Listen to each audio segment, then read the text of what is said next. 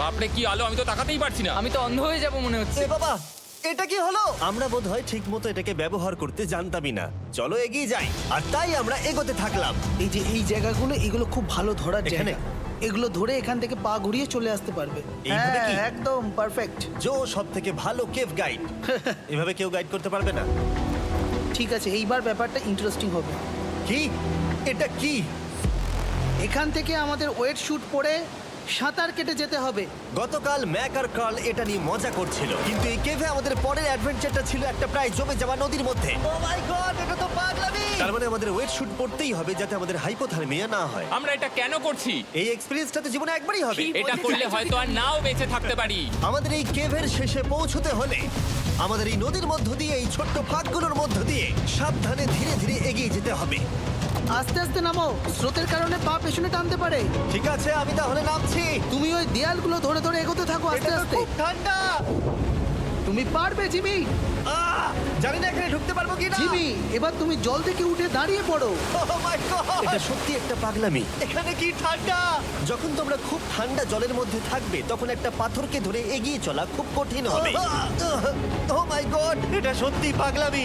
Mac, god, চলে আসো। আমার ভয় লাগছে। চলো চলো, পারবে। এগোতে থাকো, পেছন দিকে তাকিও না। একবার দেখো আমরা কি করছি। কিন্তু এই বাধাগুলো এতটা কঠিন ছিল না সামনে যা আসতে চলেছিল তার তুলনায়। আমরা পেরেছি। কেভ কেভ কেভ এই, কেভ। একটা কথা শোনো, আমরা 10% আসিনি। তার মানে এখনো আমরা শুধুমাত্র সার্ফেসেই রয়েছি, আর শেষ প্রান্তে পৌঁছতে হলে আমাদেরকে আরো 2 কিলোমিটার যেতে হবে। যেরকম তোমরা দেখতে পাচ্ছ এখানে 24x7 বৃষ্টি হয়, তাই আমি একটা আড্ডা মারার জায়গা তৈরি করেছি যেখানে আমরা কেউ ভিজবো না। আমি ভাবছি আমি যদি এটা না বানাতাম তাহলে কি হতো। আমি নিশ্চিত যে ওদের একটা ভেজা পাথরের উপর শুতে হতো। আমাদের ক্রমাগত এগিয়ে যেতে হবে এবং শরীরটাকে ভিজে রাখতে হবে। ঠিক আছে। নইলে আমাদের শরীরের তাপমাত্রা কমে এটা যাবে। এতটা কঠিন কেন? সব থেকে বাজে ব্যাপার হলো আমরা যতটাই দিকে এগোবো ততটাই আমাদের পিছন দিকে ক্যাম্পে ফিরতে হবে। আমাদের পরের বাধাটা হয়তো জলের মধ্যে নয়, কিন্তু তার মানে এটা নয় যে সেটা সহজ হবে। আরে এটা কি মাকড়সার জাল? কিন্তু আমি মাকড়সা দেখতে পাচ্ছি না। তার কেন? মানে ওটা আমাদের উপরে আছে। আরে তোমার গায়ে, তোমার গায়ে। আমার বন্ধুরা কত বাজে। এই কেভটা মিস্টার বিস ভিডিওর মতো, যত এগোবে ততই কঠিন হবে। সত্যি কথা বলতে যদি আমাদের সাথে জো না থাকতো আমরা মরেই যেতাম। আর 3 ঘন্টা পরে জো আমাদের জন্য একটা বাজে খবর নিয়ে এলো। জল অনেকটা বেড়ে গেছে আর আমরা অনেকটা সময় লাগিয়ে ফেলেছি, তাই আজকে আমাদের আবার ক্যাম্পে ফিরে যেতে হবে। আমি মানবো না। তুমি সেফটি এক্সপার্টের কথা অমান্য করতে পারো না। আমি এটা মানবো না। সত্যি কথা বলতে আমাদেরকে ফিরতেই হতো, কারণ এর আগে আমরা শুট করতে অনেকটাই সময় নষ্ট করে দিয়েছি। তারপর ফ্লেয়ার নিয়ে খেলেছি, তাই আমরা ফিরে যাচ্ছি আর এই মিশনটা আমরা পরের দিন আবার শুরু করব। শন, আমরা এসে গেছি। আরে তুমি এখানে কি করছিলে? এখন তোমরা কেউ ভিজবে না। আমি তো জানতামই না এই লাইটগুলো আমরা এনেছি। এগুলো দারুণ লাগছে তাই না? দুঃখের বিষয় আজকে আমরা মাত্র 20% এগোতে পেরেছি, কিন্তু বিশ্বাস করো আমরা শেষ পর্যন্ত অবশ্যই যাব আগামী কয়েকদিনের মধ্যেই। আমার মনে হয় না। কোনোদিনই হবে না। আমি তো বললাম। আমরা ডে 4টা রেস্ট নেব আর ডে 5-এ চেষ্টা করব এই কেভের শেষ অবধি যাবার। দেখা যাক কি হয়। ডে 3-তে মজা হলো, কালকে আবার দেখা হচ্ছে। আর কেভের ভিতরে 3টে খুব বাজে রাত কাটাবার পরে পরের দিন সকালে আমাদের মাথায় শুধু একটাই কথা আসছিল। আমার একটা হট শাওয়ার চাই, তবে আমি এখন একটু শান্তি পাবো। ও, এখন শাওয়ার পেলে কিন্তু দারুণ হয়। আমি চান করিনি প্রায় 3-4 দিন হয়ে গেল। তোমরা নিশ্চয়ই জানো কেভের মধ্যে শাওয়ার করা সম্ভব নয়। আমাদের অনেকটা পথ হেঁটে সাবধানে আগের রিভার বেডের কাছে পৌঁছতে হলো। ও মাই গড! আমি আমার ব্রেনকে ফিল করতে পারছি। আমি এভাবে ব্রেনকে ফিল আমার করিনি। কপালটা জমে গেল পুরো। চলো ড্রোন দিয়ে মাথার চুলগুলো শুকিয়ে নি। এদিকে এসো ড্রোন। ও দাঁড়াও দাঁড়াও দাঁড়াও, এটা কিন্তু কাজ করছে। হ্যাঁ, দারুণ কাজ করছে। ড্রোন থাকতে হেয়ার ড্রায়ারের কি দরকার? আর চুল শুকানোর পর আমরা জোয়ের সাথে জার্নির প্ল্যান করতে বসলাম। এটা কি জো? এটাই কেভের ম্যাপ। আগেরবার আমাদের থামতে হয়েছিল কারণ জল খুব জোরে বইছিল। এখন বৃষ্টি কম হচ্ছে, তাই কালকে আমরা নিশ্চয়ই এই কেভের শেষে পৌঁছে যাব। এটা ভয়ঙ্কর হতে চলেছে। প্রথমে আমাদের কালকে যেখান দিয়ে গেলাম সেখান দিয়ে আগে যেতে হবে। জলের মধ্যে ঝাঁপ দিতে হবে এবং পাথর দেখে হাঁটতে হবে। এগুলো সবকটা আমরা যদি পার করতে পারি তাহলে আমরা গ্লো ওয়ার্ম চেম্বারে পৌঁছে যাব। কেমন দেখতে তুমি সেটা বলো না, আমি তোমাদেরকে সারপ্রাইজ দিতে চাই। আমার মনে হয় আমরা পারবো। ওইসব বাদ দাও, আমরা ঠিক কালকে পৌঁছে যাব। কালকের প্ল্যান আমরা চক আউট করে নিয়েছি। আমরা রেস্ট করছি আর ফেস্টিভ্যাল স্মোর্টস খাচ্ছি আমাদের এনার্জি রিগেন করতে। সবাইকে চিয়ার্স। জো এই প্রথমবার ফেস্টিভ্যাল Oh, স্মোর্টস দারুণ। খাচ্ছে। জো সত্যি কথা বলবে। এটা দারুণ, তাহলে ভালো লাগলো? এটা দারুণ লেগেছে। আমরা এই চকলেটটা আগে কেন বের করিনি? এটা এমনি চকলেটের থেকে 10 গুণ ভালো খেতে। সত্যি কথা বলতে তোমরা যদি ফেস্টিভ্যালের সাথে স্মোর্স ট্রাই না করে থাকো তাহলে তোমরা মিস করছো। কালকে আমরা পুরো কেভটা এক্সপ্লোর করব, দেখা হচ্ছে। তাই আমরা ভালো করে ঘুমানোর চেষ্টা করলাম আর কালকের প্রিপারেশন নিলাম কেভের শেষে যাওয়ার জন্য। আমরা আমাদের জীবনের সবথেকে ডেঞ্জারাস জার্নি করতে চলেছি। ডে 3 এর অভিজ্ঞতা মাথায় রেখে আমরা কম শুট করেছি যাতে আমরা সামনের দিকে তাড়াতাড়ি এগোতে পারি। জলটা খুব ঠান্ডা হ্যাঁ, আগের দিনের মতোই খুব ভালো। এই তো আর যাতে আমরা সবাই বেঁচে ফিরতে পারি তাই জো ছাড়াও আরেকজন সার্ভাইভাল এক্সপার্টকে আমরা নিয়ে এসেছিলাম। এখানেই আমরা ডে 3 তে আটকে গেছিলাম। এখন আমরা কি করব? এবারে আমরা অনেক তাড়াতাড়ি এসেছি। আমাদের পিছনে ঘন অন্ধকার, কোথায় যাব? এই রাস্তাটা অনেক সরু এবং হ্যাঁ। স্রোত প্রচুর বেশি, তাই আমরা দেয়ালগুলো ধরে ধরে আস্তে আস্তে এগোবো। এই যে এইভাবে। ও হ্যাঁ, God! এই রকটায় জাম্প করো। কয়েকটা ভালো পাথর আছে যেগুলোকে তুমি ধরে এগোতে পারবে। আরে এখানটা তো অনেক অন্ধকার। আমি আর পা পাচ্ছি না, আমি এখন মাটিতে আর পাই পাচ্ছি না। যেহেতু আমরা মাটিতে পা পাচ্ছিলাম না, তার মানে যদি আমরা পাথর ছেড়ে দিই তাহলে এই জলের স্রোত আমাদেরকে ভাসিয়ে নিয়ে যেতে পারে। জো, আমরা কি করব?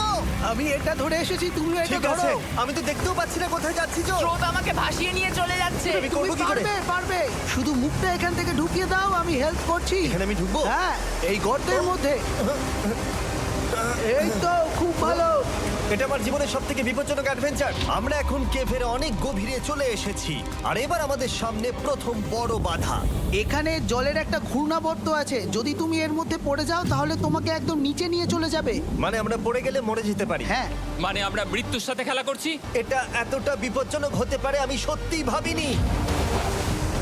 খুব ভালো। এই তো। তাহলে কি আমার পা এখানে হ্যাঁ, রাখবো? রাখো রাখো। ঠিক আছে, এই তো আমি পেরেছি।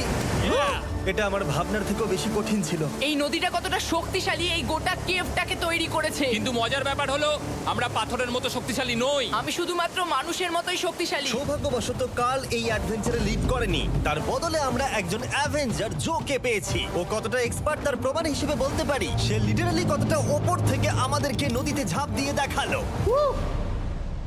ও মাই গড, এটা পাগলামি। কে বললো এটা পাগলামি? এটা তো আমার কাছে খুবই সহজ। আমি এটা করব। তুমি কোনোভাবেই এটা করতে পারবে না। আরে কি বলছোটা কি তুমি? আমি এক্ষুনি করতে চাই। চলো যাচ্ছি Joe. God speed back. Jimmy আমার সাথে যা যা করেছে তার কাছে এটা তো কিছুই নয়। 3, 2, 1।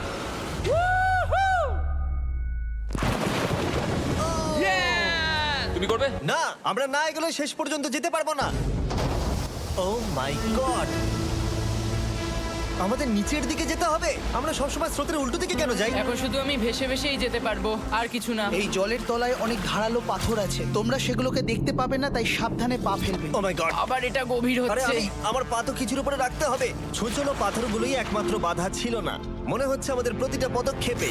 ও ভাই, আমি কিচ্ছু দেখতে পাচ্ছি না। এটা খুব ভয়ঙ্কর। কেভটা আরো অন্ধকার হয়ে আসছিল এবং আরো সরু। আর তখন আমরা জানতাম না যে আমরা ফিনিশ লাইন অবধি পৌঁছতে পারবো কিনা।